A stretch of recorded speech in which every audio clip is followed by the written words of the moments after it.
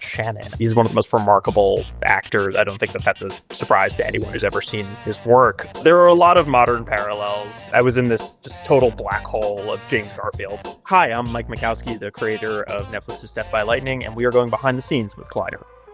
It was an interesting challenge to me to try and contemporize this story in a way that might feel more immediate to audiences today who might hear about a figure like James Garfield and think to themselves, it's just some obscure footnote in American history. When I first read Candice Millard's book, Destiny of the Republic, it felt anything but dusty and old. Like, that felt immediate to me and political era that we're currently living in. It felt almost like, in the best possible way, in the way that great history should read, like a Rosetta Stone for our present. In adapting her book, I hope to capture some of that.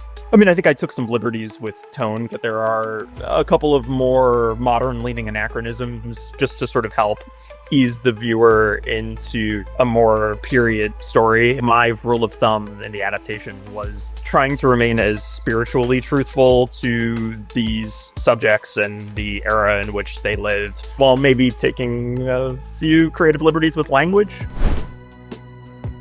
I leaned very heavily on the book, which I was adapting, Destiny of the Republic, and Candice Millard's own research, and she was extraordinarily generous with sharing some of her research materials with me. But I also had the great fortune to go and visit Mentor, Ohio, where James Garfield's home and museum currently sit, and go through a bunch of his archives, both there and at the Library of Congress in Washington, D.C. And I just went down a lot of really crazy rabbit holes. I read 1,000 pages of trial transcript from Guiteau's trial. For a couple of years of my life, I was in this just total black hole of James Garfield. The more time you spend interfacing with these documents, reading Lucretia Garfield's wife, Crete, her diaries, and getting a sense of how she and her husband communicated, the letters that they would write to one another. What became clear to me very quickly is that James Garfield was a truly remarkable human being, as well as a potentially generational leader, just so radically empathetic and kind and progressive, intelligent. The more I read from him, from his actual words, the more I gravitated to him as both a human being and a political figure. Shannon. He's one of the most remarkable actors. I don't think that that's a surprise to anyone who's ever seen his work. Him playing James Garfield, I think, is a very different mode of Michael Shannon than we're used to. He's playing a true lawful good of a character, a man imbued with so much nobility and purpose and integrity. Mike in real life is very much that type of person as well. Most mainstream audiences are more used to him playing a General Zod. To see him deliver such a soulful and deeply felt performance where he gets to be the hero in many ways and to be leader, and that's very much how he commanded himself on set as well. And as far as Matthew Macfadyen goes, he has one of the biggest hearts of any actor I've certainly ever worked with, and I think that really, really comes across on screen, even when he's playing the most despicable and reprehensible characters imaginable. Obviously, Tom Wamsghan, you can't help but feel for the people he plays, often in spite of themselves, and it's a quality that I really hope that we could achieve with Guiteau in particular, who is a very, very complicated and reprehensible subject who does really, really, really terrible things. To be able to sort of take a step back and sort of diagnose like where Guiteau came from and what mental state he was in. Matthew presents a very identifiable emotions in the abstract that I think lead us certainly not to sympathize with a madman like Guiteau, but to empathize with the level of rejection and alienation that he faces, a society that really isn't equipped to understand somebody like him or the illness that he has within him.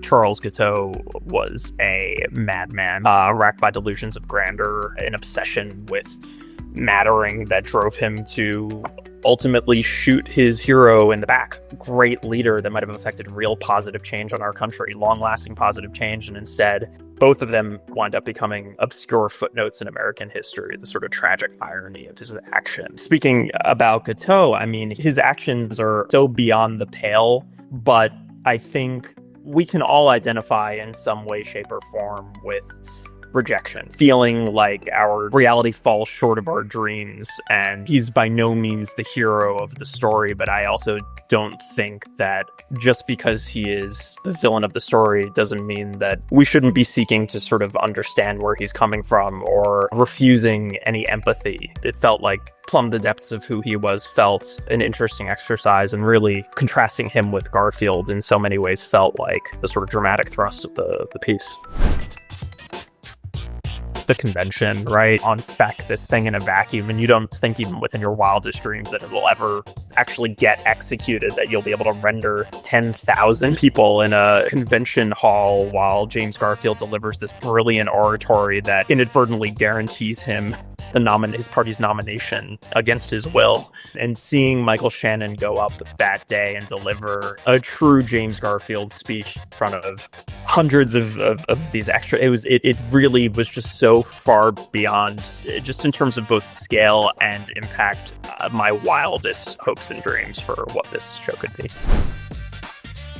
I'm just so excited to be able to help reintroduce James Garfield, a figure who unfortunately has been confined to the dustbin of history or whatnot, but deserves way more. And I hope the series is able to make a case for him and why he mattered, and the sort of raw qualities of a leader and a human being that I wish that other leaders today could use as a model, right? And obviously there are other themes at play here. One of his big causes was civil service reform. There are a lot of modern parallels, and I hope that people are able to see a little bit of our present in James Garfield's past.